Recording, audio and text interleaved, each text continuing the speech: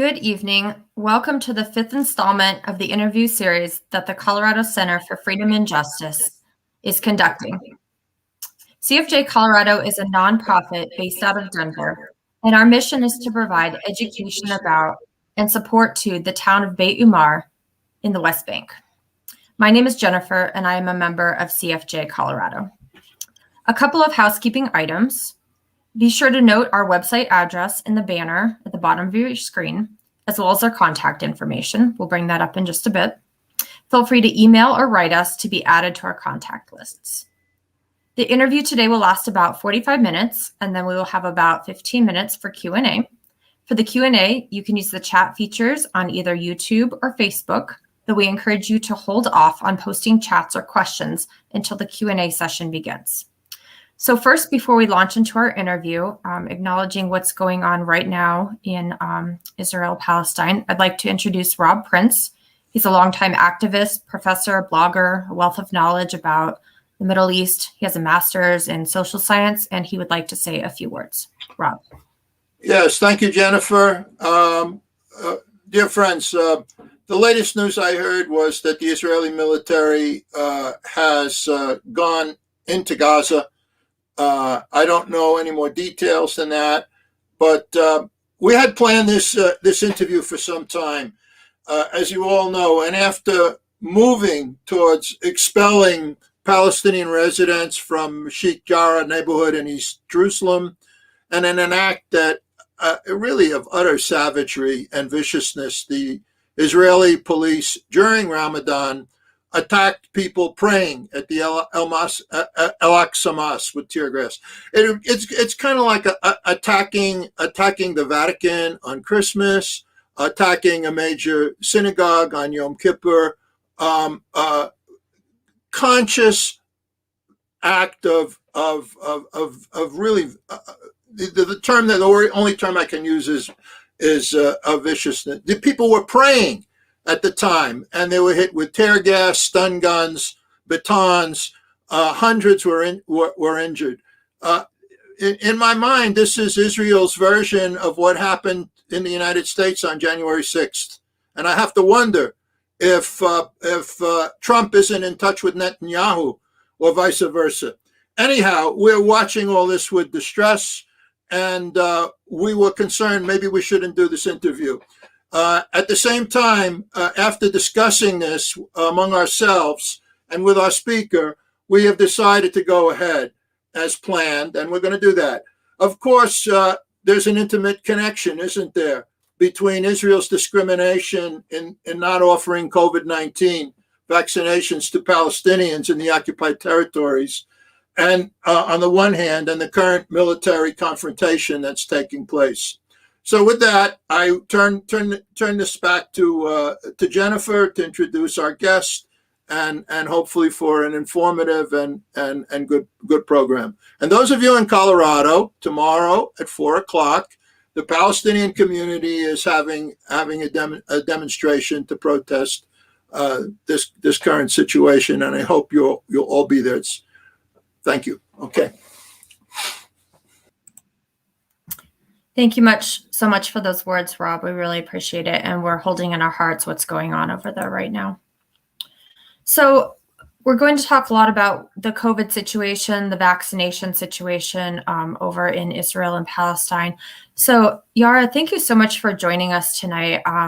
We would like you to tell us about yourself to the audience. A Palestinian living in Florida, you have a medical and educational background. Could you tell us about your background and just how you became an expert in this area of being able to speak with us tonight? Sure. Well, first off, thank you and to your group for having me and raising awareness about this issue. Of course, currently we are in a state of emergency, and yet COVID continues while this bombing and show of force continues. So I think it's important, and I'm glad we're acknowledging that right off the bat. So pretty simple explanation as to how I got into this. I am Palestinian. I was born in the West Bank in Nablus, moved to the States when I was very young, but continued, just like many immigrant kids, to go back and forth every summer, spend 3-4 months there every summer. So really became well acquainted with the system, the checkpoints, the soldiers, eventually the wall, the growing restrictions, the permits, the violence. And yet I got to spend most of my time in the States. So watching from afar, especially as there were flare-ups, and knowing that there's another way life is lived, where you just drive to your destination and no one interrogates you, or you can just jump on a plane and go somewhere on vacation, just the normal things of life. So that kind of back and forth experience really shaped my life. And I've always, been interested in Israel, Palestine. I wanted at first to be a doctor. So I went to pre-med for college, again, like many good immigrant children. And my uncle had a health emergency in the West Bank that was unable to be treated in the West Bank. And I actually wrote a little bit about this in a piece for the Washington Post in January. And he's an elderly man. He had to apply for a medical permit to go to a hospital in Israel to be treated.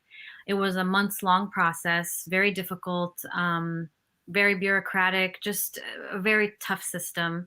And in a health crisis, right, time is kind of the essence. So that kind of showed me, and this was to go to a hospital 40 minutes away in Tel Aviv. This is not a evacuation across the ocean or anything. And he eventually got the approval, went to a top of the line Israeli hospital, and he was able to walk. A couple weeks later, he was unable to walk temporarily, and he got better. So that just showed me that the health disparities there are just so completely artificial and man-made. And so I went on to get a master's in advanced exercise physiology, and then went on to get a PhD in public affairs, focused on health management services and policy. And so I have been working in this field for about 10 years since I started my doctoral program. I've since written many articles, conferences. I've received a Fulbright Scholar Award to the West Bank, which was deferred twice now for COVID. So that's unfortunate. And I'm writing a book about health in conflict and fragile affected states at this point. And I'm currently at the University of Central Florida or in Orlando. Wow, that's a wealth of knowledge. And the public policy part is so important because it's not just about having the tools in the hospital, just like your relative, it's having the policy to be able to help the people and get them what they need. Well, thank you for that background. So let's go ahead and talk about the COVID situation on the ground in Israel and the West Bank. Some of us have been able to follow it, some haven't. So for our viewers, are the rates higher in one area, Israel versus Palestine? And how do you think the West Bank compares maybe on a per capita level to Israel and other parts of the world? Sure. So just to set the stage for your viewers who may not know, there's between the West Bank and the Gaza Strip, there's about 5 million Palestinians. And so far, just over 300,000 have had a case since last March, and nearly 4,000 have died.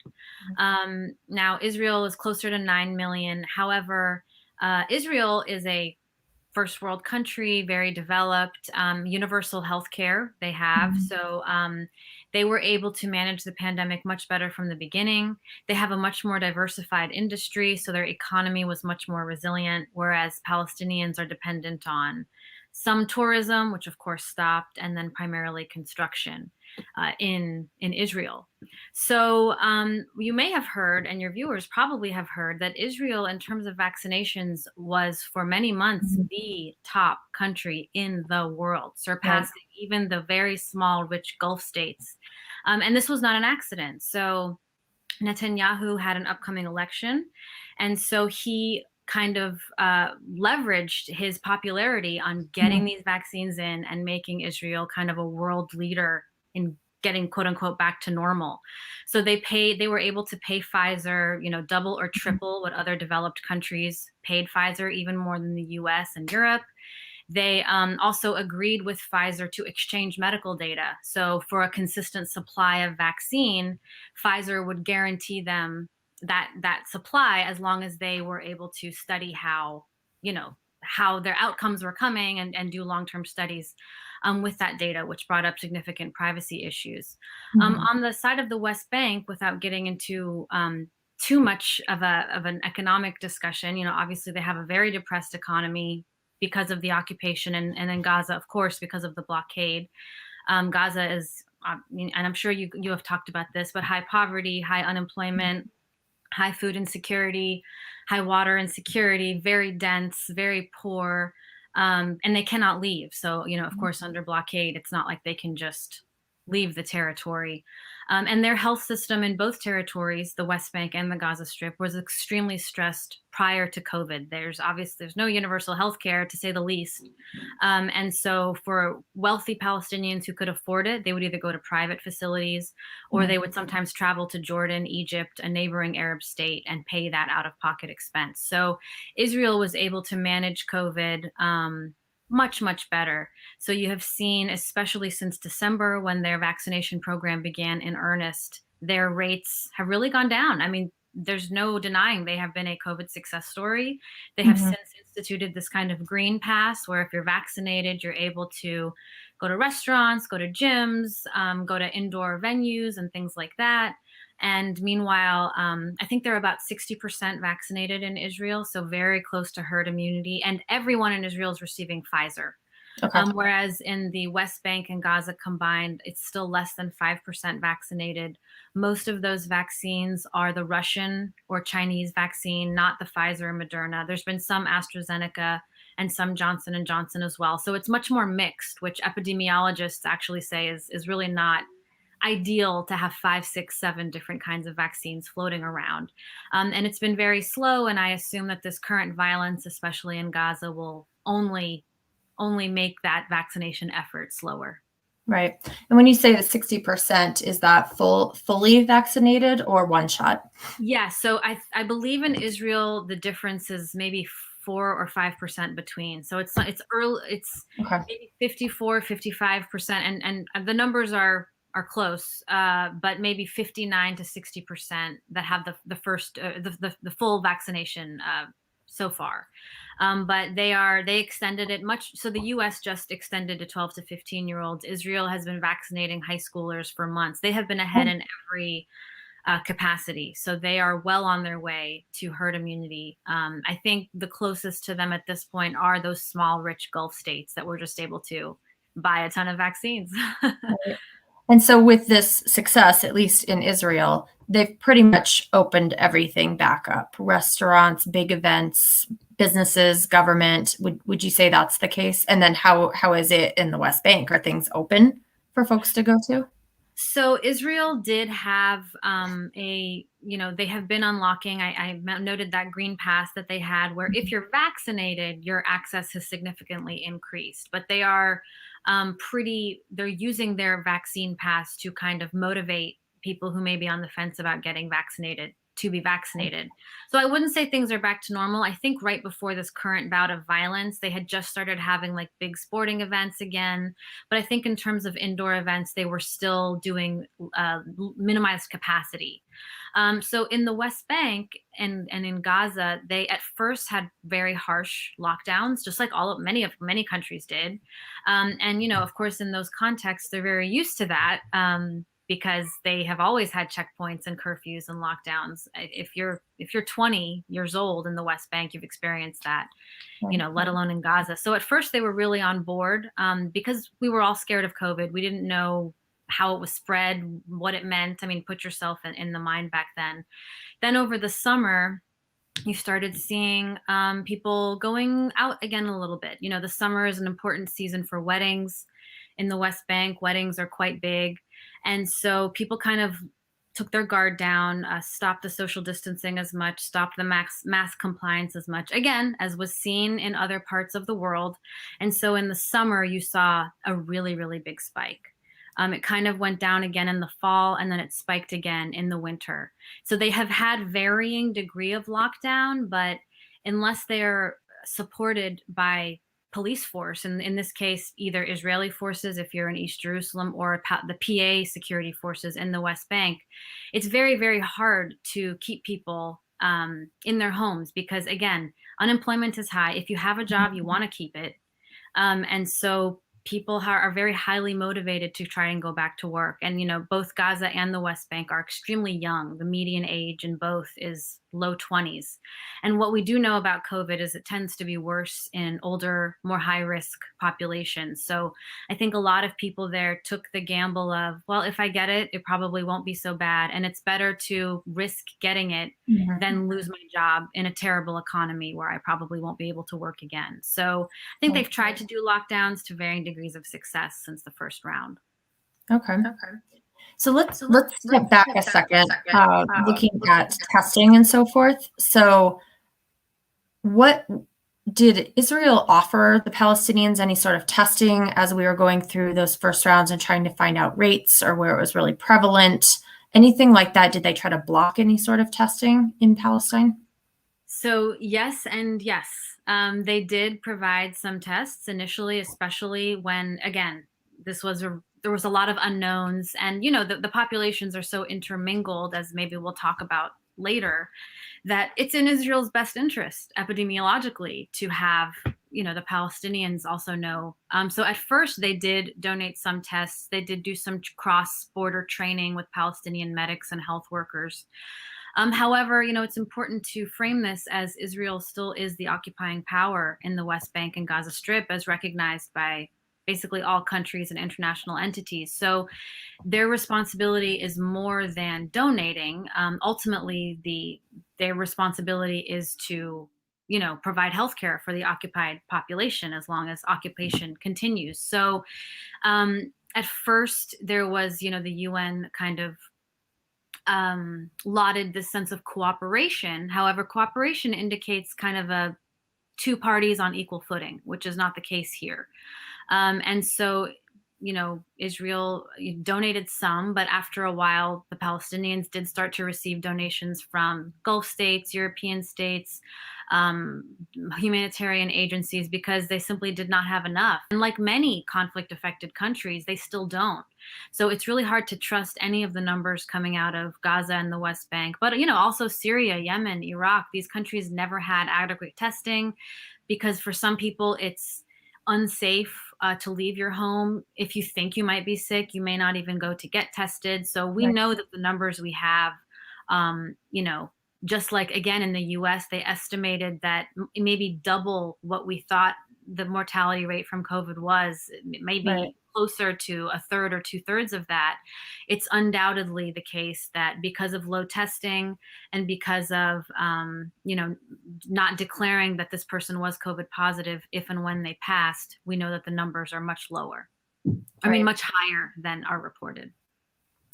Yeah, and look at all the testing in the US and how it became, available in so many places. And in Israel, if you have to go through a checkpoint, to go to your job or go anywhere, that's another deterrent. Even if there is a testing site over there, you might not be able to get to it.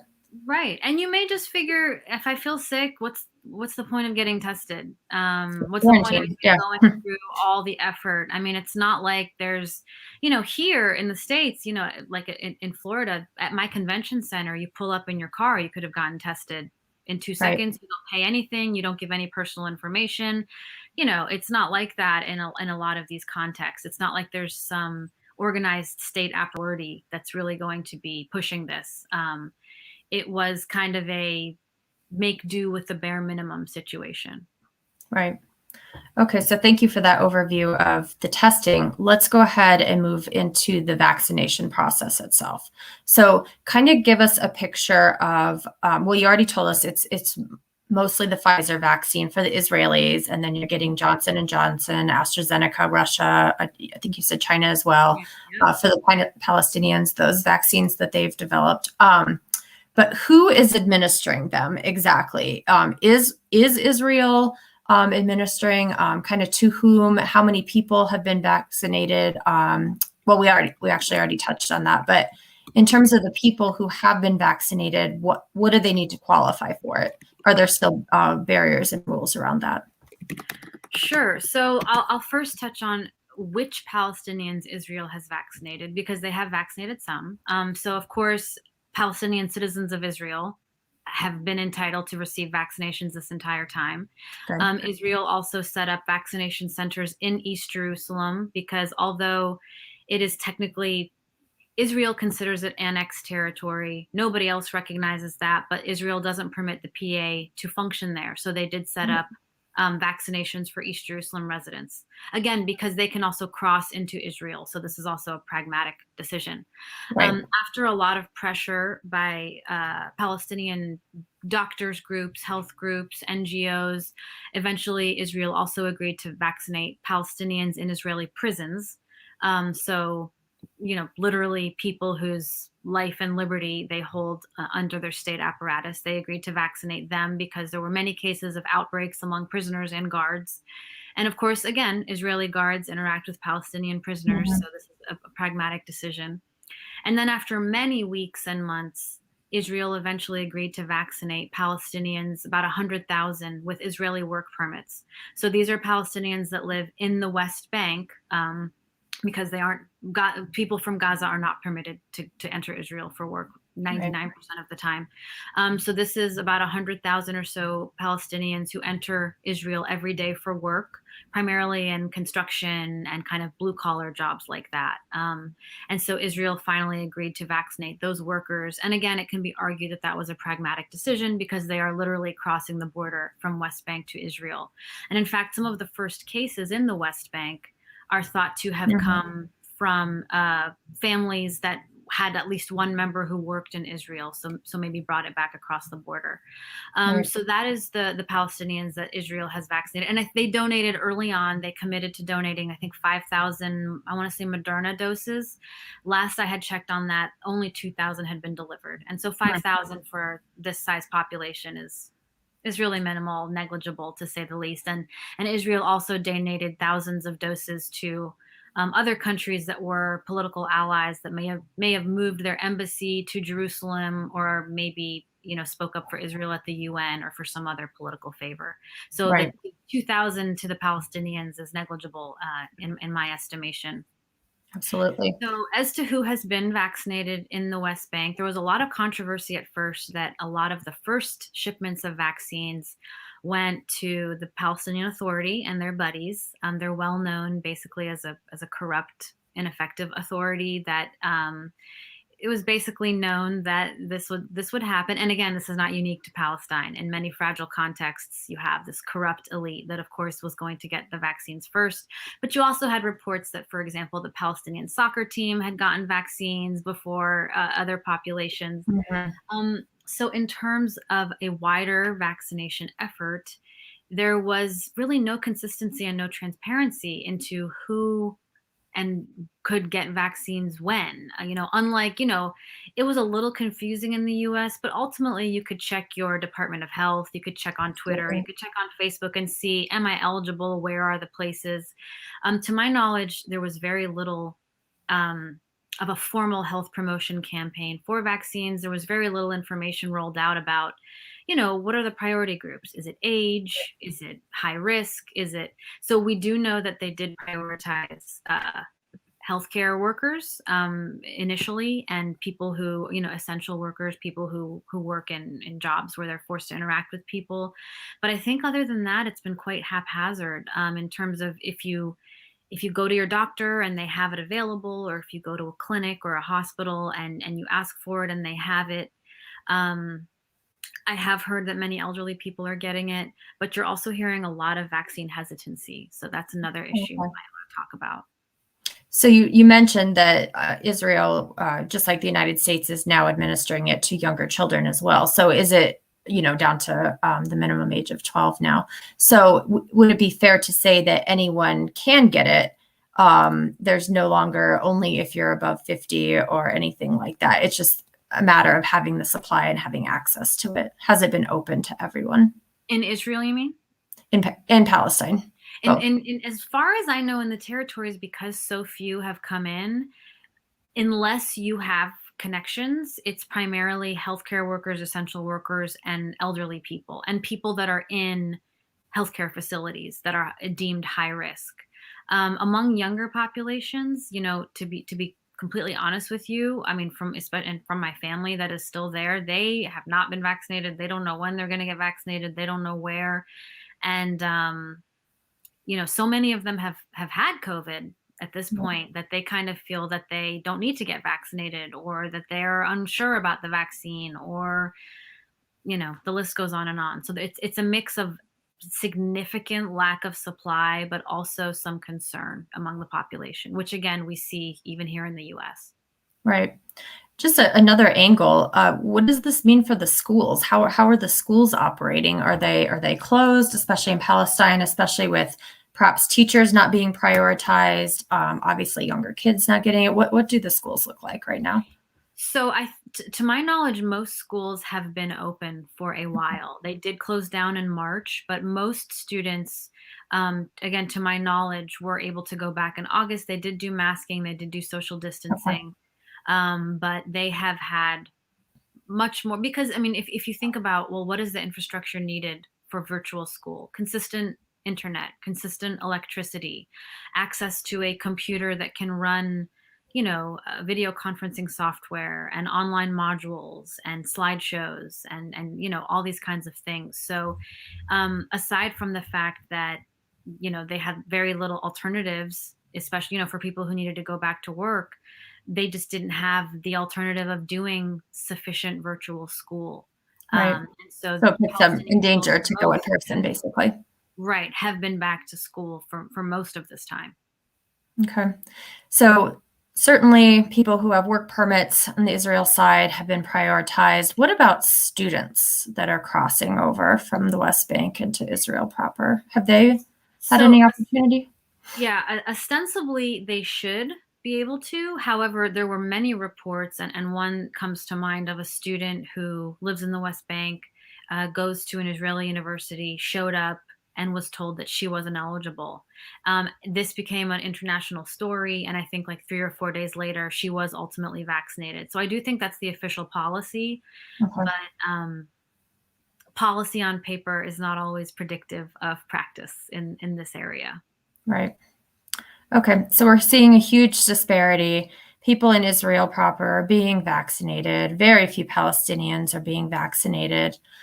I want to talk about ultimately who should be responsible for administering the vaccines to Palestinians. So, of course, Israel is going to argue that the PA, they have control over the people's health care based on the Oslo Accords. But really, if we look at the Fourth Geneva Convention and just international human rights, it seems that as an occupying power, Israel has that duty to the people. So who would you say should be responsible for this? So it is Israel that is ultimately responsible. And I'll give you several reasons for this. So first off, as you noted, the Fourth Geneva Convention, there is an entire section mandated for the duties of an occupying power towards an occupied territory. And these are broad. They include healthcare, they include food, they include water, they include adequate access to education, etc. So, okay, let's pretend that this is what everyone says to me when I say that. Well, they signed the Oslo Accords, and because of the Oslo Accords, the PA is responsible. So there's several reasons that's unfortunately not the case.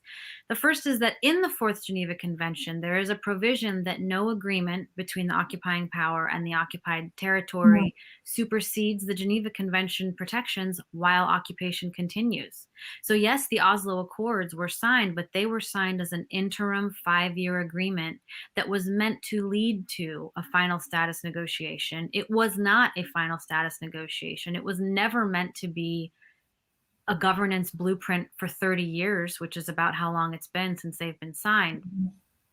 Number two, in the Oslo Accords themselves, it does say that the Palestinian Authority assumes responsibility for routine vaccinations on a certain schedule. That schedule is in the Oslo Accords, and it is polio, mumps, measles, rubella, hepatitis, the same vaccinations that most children around the world, even in the developing world, receive.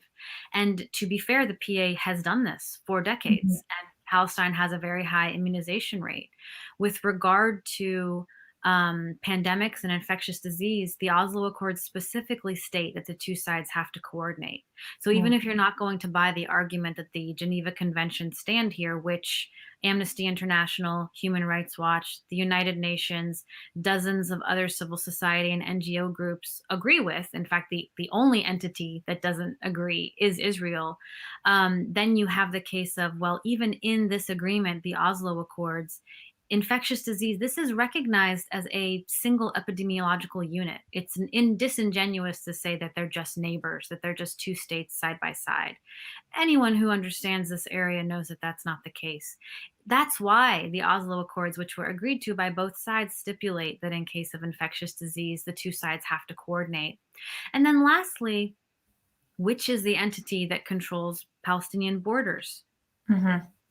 It's Israel. And yes, there's an argument to be made that Egypt controls the southern border in Gaza, which is of course true, and they have participated in the blockade. However, ultimately, Israel is the entity that approves what enters and exits Palestinian territories. And in fact, there was an incident where the Palestinian Authority in the West Bank tried to ship vaccinations to the Gaza Strip, and a committee in the Israeli Knesset delayed and debated blocking that shipment because they wanted to use the shipment of vaccines as leverage against Hamas. So by any measure, in my opinion, and I've made this point many times, Israel is the ultimate responsible power.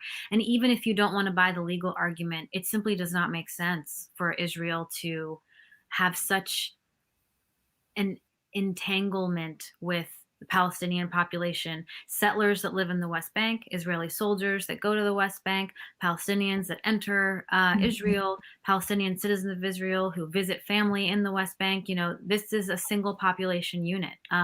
So epidemiologically, if Israel wants to achieve herd immunity and not worry about these variants and not worry about outbreaks, it only makes sense for them with the money, with tens of millions of doses, reporting shows, stocked for potential boosters, that they should vaccinate Palestinians.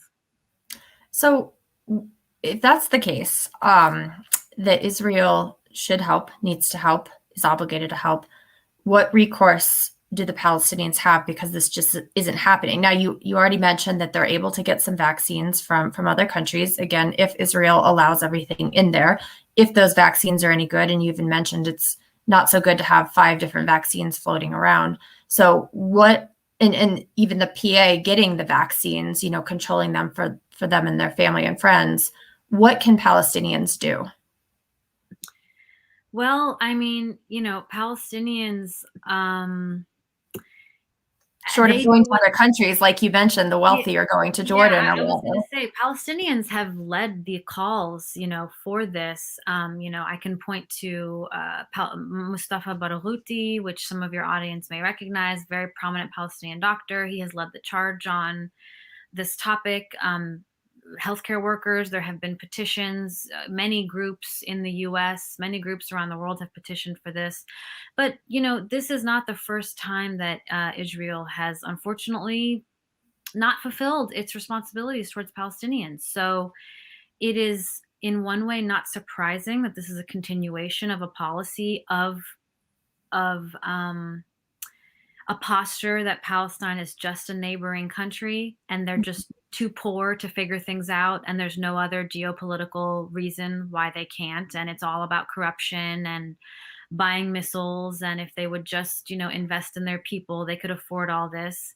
And all of that is true to an extent. The Palestinian governance in both sectors is incredibly corrupt and wastes a lot of money. But you cannot disconnect that from this environment of occupation and blockade and the movement restrictions in the territories, the economic stifling that has been documented in report after book after article. I mean, like by the World Bank. This is not exactly a left-wing organization, right? This is just, everyone knows that this is the situation, and yet unfortunately, there has never been pressure on Israel to fulfill its responsibilities. And that unfortunately continued with COVID, despite it being a public health emergency. Right. So this is just a continual thing, and it goes down to what's happening even today. It's all a result of occupation and intolerance and everything that's going on, not treating people who live there with their basic human rights. So I was doing some research, and someone had said, speaking about this same epidemiological space. And you two, I think 3 times have said something like it's in Israel's best interest to vaccinate the Palestinians. You talked about they're an entangled population, a single population unit. So if that's the case, why in the world wouldn't Israel want to vaccinate the Palestinians? Sounds like they have plenty of supply. They've taken it to other countries, like you said, possible political favors, or is there some other reason? I think they have very strongly wanted to maintain this posture that there honestly is no occupation, that this is just a land dispute, that the PA is a equal governance entity just like them, even though in other contexts, like when Palestine wants to go to the International Criminal Court, they argue that they can't because they're not a sovereign state. So they want it both ways. I think that they assume that if they assume responsibility for this, then maybe I don't know. I don't know the answer to that. I don't know. Israel has floated into a more right-wing direction every year, since the Oslo Accords.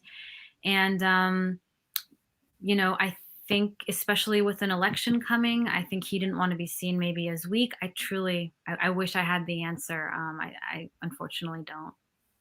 Possibly having to help the Palestinians in this area would make Israel feel like they have to assist them with other things. That's an argument that if they assume one obligation, then people might start asking questions about the water rights that were supposed to be transferred, the electricity rights, the land rights, the courts, the legal rights, and many others that were never fulfilled.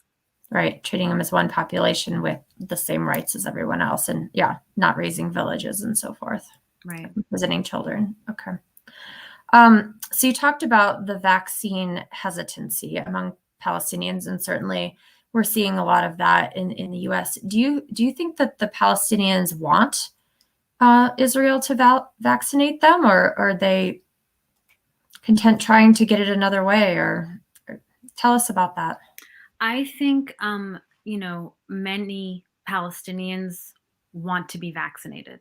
And ultimately, even if Israel provided the vaccines themselves, they would be distributed by the Palestinian Ministry of Health. So I think there's a lot of trust there. And I think, Palestinians are seeing that a lot of people are getting the vaccine and they're fine. I think the vaccine hesitancy could easily be overcome. It is a supply problem. And I think people are aware that vaccines are limited. And again, because they're limited, there is no distribution infrastructure. You can't just log in online and make an appointment or something like that. So I think all those factors intermingle. I think if there was full supply, would everyone get vaccinated the next day? Well, no, but nobody in any country is. I mean, we're seeing it slow down in the US, as well. That's a worldwide phenomenon. But I do think that the supply should be the focus. And if there is adequate supply, and then we find that demand is not where it should be, then we can concentrate on health marketing and health promotion efforts. But let's get the supply in there first and see where we are. Do you have any hope for those health marketing efforts? Because you had mentioned before, just not a lot of transparency about who should receive it, not a lot of information. Do you ever see that happening? You mean from the PA side? Or from Israel toward the Palestinians? I did think that after the Israeli elections, they would be more willing to open a surplus.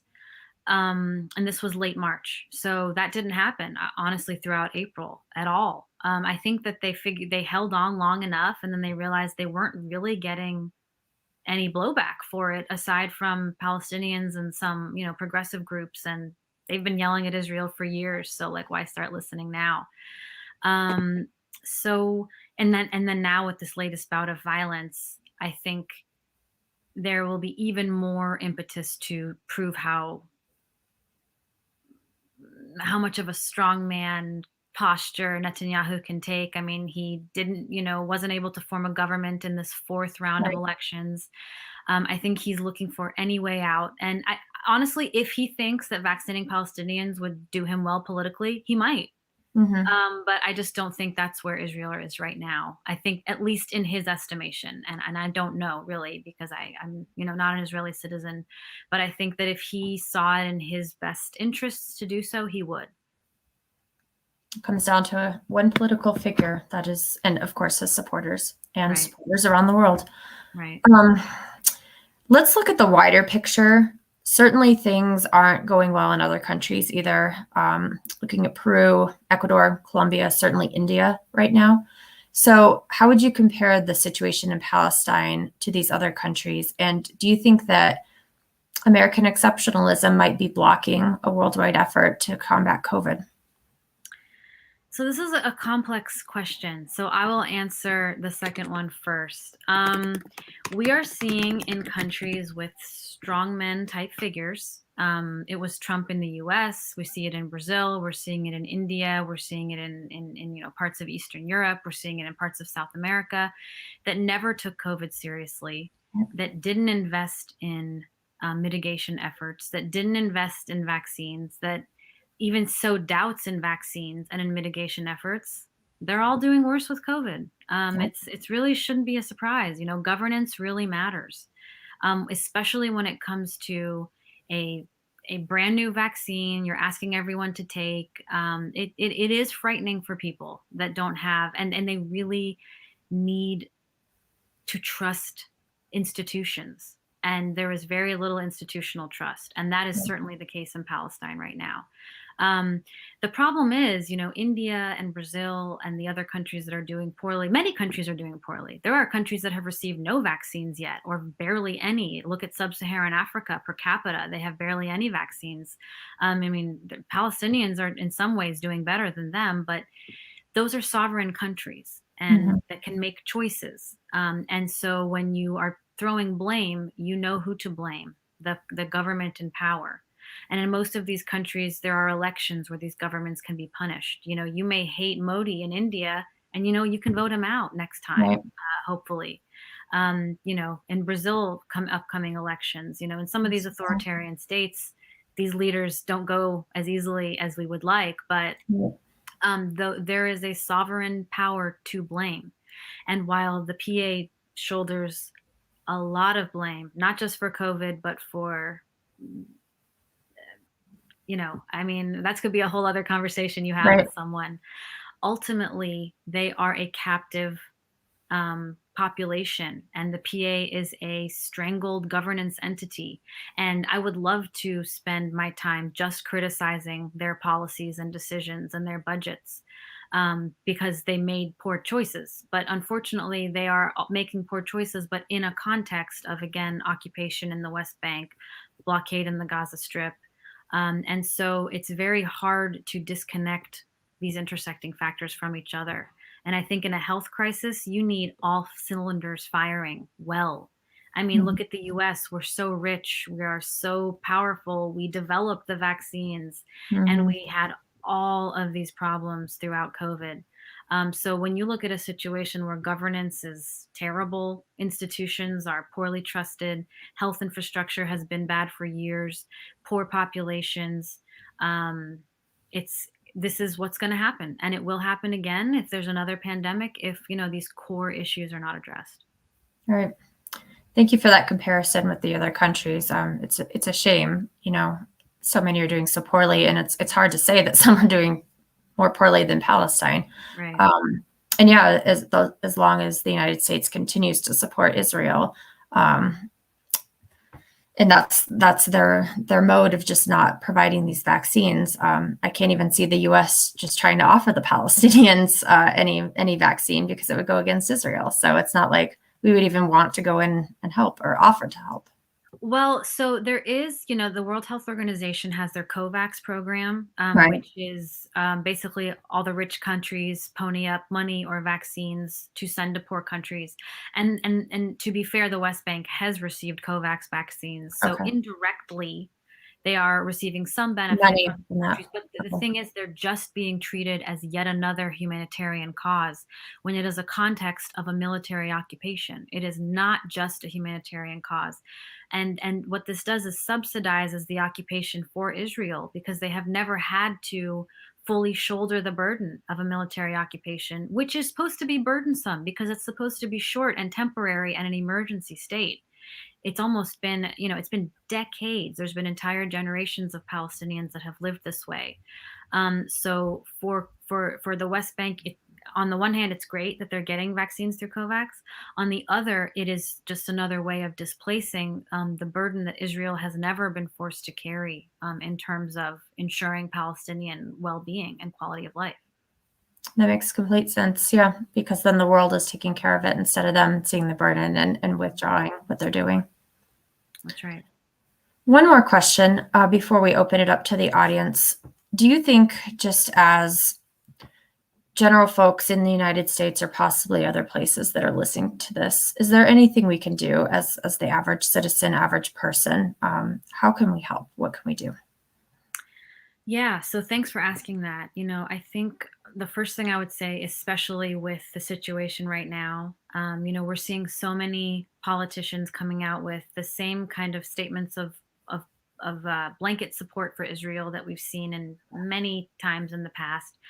And I do feel like there is a tide turning in the US about treating the parties more equitably, about questioning some of our blanket acceptance of everything Israel does. So if you have a congressperson who has spoken out for Palestinians, show them support, show them that they have constituencies who want them to be saying these things that are very hard to say. And there's a lot of incentives for them to not say. And if they are kind of giving the same rote statements solely about Israel's right to defend itself, call them out and say that's insufficient. And what about Palestinian lives? And what about the US, treating the two parties with complete bias? At least treat them equally. No one's asking for special treatment, but I do think that if there was an impoverished population being bombed by France or the UK, the US would feel compelled to say, why are you doing that? Rockets aside, this is one of the biggest militaries in the world. So get involved and make your voice heard politically, of course, respectfully, and with accurate facts. I don't think they listen to, I make a point, show your solidarity with Palestinians without being cruel or hyperbolic about anybody else. This is a human rights issue that is about discrimination and equality. It is not about harming anybody. This is just about treating people equally, number one. Number two, there have been various, letters and petitions circulating, especially specifically about the vaccination issue, which I'm sure you can find by Googling. I know Jewish Voice for Peace did one recently with specifically Jewish and Israeli groups. That went to Secretary Blinken, that went to Dr. Anthony Fauci, because he made a statement early on that this was too political and he didn't want to talk about it. And then, I think support Palestinians, amplify Palestinian voices, read news articles by Palestinians. I have never seen more Palestinians in the news on cable TV and in the New York Times, the Washington Post, major press telling their stories. Read those stories, click them, show media outlets that there is an interest in, again, not a one-sided approach on either side, a balanced approach to a very complex and nuanced issue. If there are human rights violations, it shouldn't be controversial to say there's human rights violations, right? We should just be able to say that. And then lastly, in your personal lives, I know a lot of people, I kind of feel forced to talk about this because I'm Palestinian. I don't have a choice, but I know a lot of people who have questions or may differ. They don't like to talk about this. It's controversial, right? Don't talk about politics or religion. That's the rule. And there's probably no more inflammatory issue politically than Israel-Palestine, because people either don't know about it or those who have views have very strong views on either side. So just, if it comes up, if you're talking in your friend group about the situation, just offer your opinion, and they're allowed to disagree. But maybe they've never heard someone disagree. Maybe they've never heard a countering viewpoint. Maybe they have no idea about 1948 or 1967 or occupation or blockade. And maybe you're the first person who will tell them. And I think it's these kind of, interpersonal connections. They're much more likely to listen to you as their child's parent or their teacher or their friend or their neighbor than to pundits on TV. They want to hear that other people in their life maybe feel this way. And maybe that'll give them permission to speak out as well. And so I think that's very powerful. And I hope everyone feels the courage to do so. Great. Yeah, it's so important to speak to our elected officials, just like you were saying around the world, voting those people out who are doing a bad job managing COVID. Our representatives or senators need to hear from us, and telling the Palestinian stories, like you said, is so important once we see those and amplifying their voices. Okay, well, thank you, Yara. I'm going to bring Sergio onto the screen. We really appreciate your wealth of knowledge, and it looks like some questions have been coming into the chat. So I'm going to bring Sergio in so he can ask some of those questions. Great. Hi, Yara. Thank you. It was incredibly instructed in the subject, so very informed. Thank you. Thank you. Yeah, there's some questions here in regards to, let's see, vaccinations, the type of vaccination. Like the first ones of the workers that enter Israel. So there are workers that, of course, enter through the checkpoints, but then there are those who enter who bypass the checkpoints. I don't know if you know what percentage of these people from the West Bank who enter Israel for work are those without permits. Do you have any idea of those numbers? Yeah, so the program that Israel instituted was at those checkpoints. And to my knowledge, Israeli employers started kind of requiring vaccination. So of the workers who cross the checkpoints, I think all of them. Now, of course, there are thousands estimated of Palestinians who go through cracks in the wall, who sneak through the checkpoints to work in Israel. And I truly don't know about their vaccination numbers. Unfortunately, it's very hard to collect data because they are, technically uncounted. But it is in the thousands, you're saying? It is. At least typically. It may have reduced during COVID, but yes, absolutely. This is thousands a day or just? Yes, per day. Per day, okay. Okay, now, of the vaccines that are being delivered, which are they? You mentioned COVAX is delivering vaccine. What type of vaccine is COVAX delivering? I think COVAX in the West Bank was maybe delivering Johnson & Johnson. The majority of vaccines, last I checked via the World Health Organization, were the Russian and Chinese vaccines. And I see the question there also about efficacy. So the problem is, especially with the Chinese vaccine, there have been some initial reports that it is not as efficacious as Moderna and Pfizer and some of the other vaccines, and that it may require boosters. And so there is some concern because most developing countries have received mostly the Chinese vaccine, which is called Sinopharm. Pfizer is much more expensive, and so that's primarily in high-income countries. I think COVAX is also delivering Moderna as well, I want to say.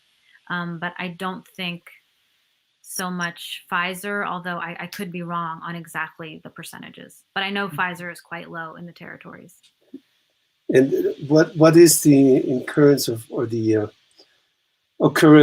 hotspots in the West Bank? Do you know if there's any particular cities or communities that are experiencing more? Yes. So initially, the biggest hotspot was in Hebron, which is in the south of the West Bank, because Hebron is known for its very huge families and very specific family gatherings. So those continued throughout the summer and fall. And so that was a hotspot. And then East Jerusalem, actually, prior to the vaccines, reported, which is a very tiny area. I encourage your viewers to look at a map that had reported almost as many cases as some of the much bigger governorates in the territories. And of course, it's important to note the West Bank is very small. So those were two of the hot spots. But again, with testing the way it was, it's likely that there were hot spots and outbreaks that were just never caught. And I imagine there's correlation to the density of the population. Especially in the Gaza Strip, yes. The West Bank does have some still rural areas where, there's much more spread out. The population centers, Nablus, Ramallah, they're much more dense, but the Gaza Strip is essentially all dense because it's just so many people in such a tight space. There's not really rural areas there. There's another question here. As long as Palestinians are treated as enemies, why should Israel be concerned about the issue of responsibility? So in other words, here we have a dynamic of essentially a war. If there are enemies, why should one side be concerned about the other? Well, unfortunately, it's not just a war because, Palestine doesn't have an army. It's an Israeli army against, on one side, a Palestinian militia group who has not had elections since 2006. And on the other side, what is essentially turned into a police state that is a security subcontractor for Israel. So it's not really a war. And second, Israel is an occupying power, and as such, they have a legal responsibility. And if they don't want to have that legal responsibility, then they should end the occupation. And then, if a Palestinian sovereign state continues to be at war with Israel, then of course they would have no obligation to them. But that's unfortunately not the dynamic in this case. So how does this, what is happening right now on the ground, where we hear often in the US media that Israel has the right to defend itself. Is this not a little bit out of a statement, considering that, first of all, there is no war? If you're saying that if it is recognized that as a state of occupation as opposed to a state of war, it seems like there is a disconnect here between the policies on the ground and the realities. That's the problem. That's what it is. It is a complete disconnection from the reality of the problem. People always act like the first Hamas missile is the first sign of war, when Gaza has been under blockade since 2006, and this is collective punishment, and all Palestinians are collectively punished for the acts of some terrorists. And there is this assumption that all Palestinians are Hamas or, kind of these bloodthirsty savages, kind of how we all grew up being taught about Native Americans, right? And then when you grow up and you get a nuanced view of actually what happened to Native Americans, we realize that view was wrong. And unfortunately, that is what's been, placed in Palestinians today, as if peace is when Israel is able to go about its day, and it's okay that there's still a wall and there's still an occupation and there's still a blockade, because Israelis are able to live their normal lives. And I want them to, but I also think Palestinians deserve to as well. And so this is an ongoing situation of structural violence. Unfortunately, the world only pays attention once the rockets start flying. They're otherwise okay with people in Gaza living in squalor, despite the fact that half of them are children and did not vote for Hamas and have no idea what Hamas is and didn't ask for any of this, and are always victims when the rockets start flying. And, this is a situation of again, occupation and colonization. And so while there is not significant, there's no elections in Palestine. Like, people always say, well, just kick Hamas out. Well, I urge you to go to Gaza, which you're not allowed to do, by the way, and try to figure out how exactly they will do that. The PA and Hamas are both very authoritarian. They quash any people speaking out against them. They've imprisoned people for Facebook posts against them. Palestinians in the territories that speak out are very brave. They're speaking out against two authoritarian, and Hamas, in one case, militant groups. So these are just people. These are just people that want to go to college and get a car and get a wife or husband or not, and live life. And most of their, this stereotype of Palestinians is just, anti-Semitic, just building bombs to kill Israelis for no reason. I don't think any population would accept the conditions Palestinians live under. I don't know a single person who has been to the West Bank or Gaza and not left with a completely changed perspective on this. Even former Israeli soldiers, former Israeli ministers, former Israeli generals say that what we are doing to the Palestinians is wrong. And so I think we can be clear about condemning Hamas rockets, but if that's all you're doing, then you're not concerned about human rights, you're concerned about quiet. Well, and do you see any changes in this narrative, in the stronghold of the narrative that simply effaces one side of the argument? I do think with the rise of videos and social media, because now Palestinians are able to video what, their children screaming because bombs are going off outside, or mobs beating a Palestinian up, or settlers, burning olive groves, and they post it online. You can't dispute that. You can't say that didn't happen. I also think we're seeing more diversity in politics and in media. So some of the most strong statements about Israel-Palestine, in the US at least, have come from Ilhan Omar, Rashida Tlaib, AOC, Jamal Bowman, Cori Bush, people of color, people who understand what oppression looks like. And we just didn't have these faces in politics that long ago. So that is certainly changing the tide, I think. And you're also seeing more diversity in media. You have hosts of shows now that are of Arab or Middle Eastern descent who are more willing to challenge what I really think most people are just not educated about this. I really don't think it's malice. I think most people grow up hearing the Israeli perspective and that Palestinians are all, kind of terrorists in waiting, maybe. And I think that when you have people in positions of power who are able to say, this is not true, and, there are regular people being harmed by this, I think that tide is turning too slowly, but, that's the fight, and we'll stay in it. I don't have any questions, but I am curious about the, what sources would you recommend for people here to instruct themselves about the facts on the ground? Sure. Oh man. So I have a reading list that I actually just posted on my Twitter that's gone around that a lot of people have been very interested in. It has Palestinian authors, but also Westerners who study Palestine, visited Palestine, has fiction. So maybe I can link to my Twitter and people can find it. It's a couple books I would recommend on top of mind. Of course, there's The Question of Palestine by Edward Said. It's an oldie but a goodie. A lot has changed since then, but he's this was kind of seen as the first book that put this as a scholarly place of inquiry. So that's a place to start. I think a recent book would be Justice for Some by Noura Erdekat, from a legal perspective, looking at how the law has entrenched some of these issues. There's The 100-Year War on Palestine by Rashid Khalidi. He is a professor at Columbia University of Palestinian descent.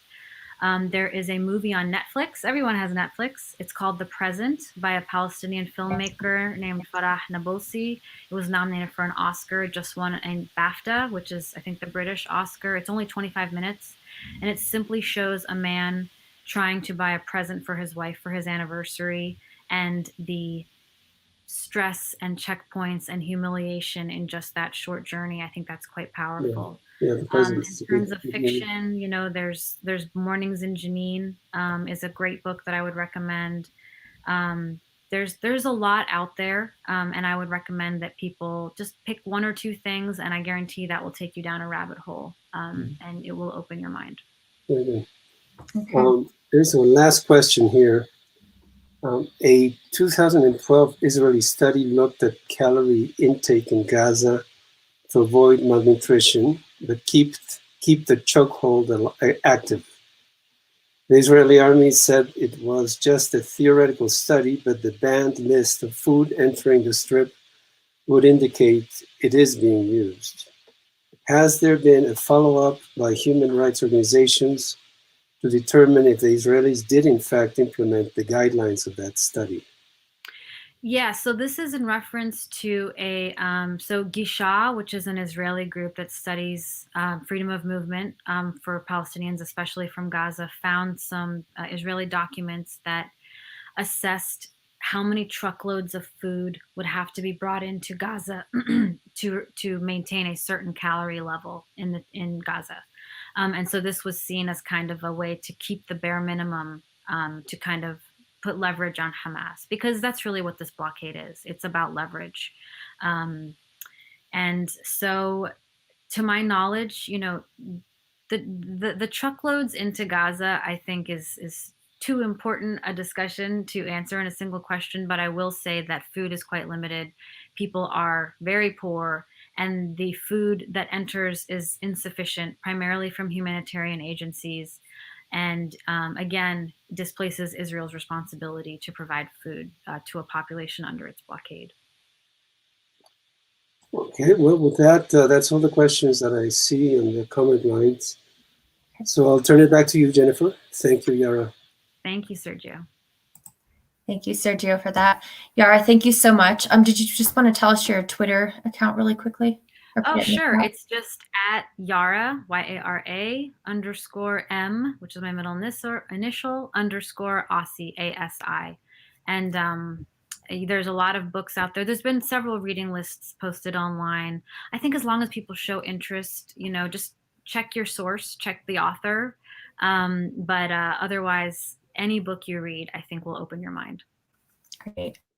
Well, thank you so much for such an informative program. It's so important for us to know what's going on over there in a country that we're so intertwined with, and just helping folks realize the reality on the ground and all of the human rights violations and unequal treatment that's going on. So we really appreciate your time. For all of our viewers, this will be posted on our Facebook page, and also it will be available again on YouTube. After about a day, it'll start to show up. So feel free to contact us. You can use our email there. If you ever, like Yara said, want to check out the source of a book, if it's any good, we're happy to help with that. And please visit us at our website. Yara, again, thank you so much. And to everyone, we hope you have a great night. Thank you and stay safe. Thanks for having me. Thanks for covering this. Have a good night, everyone. Good night.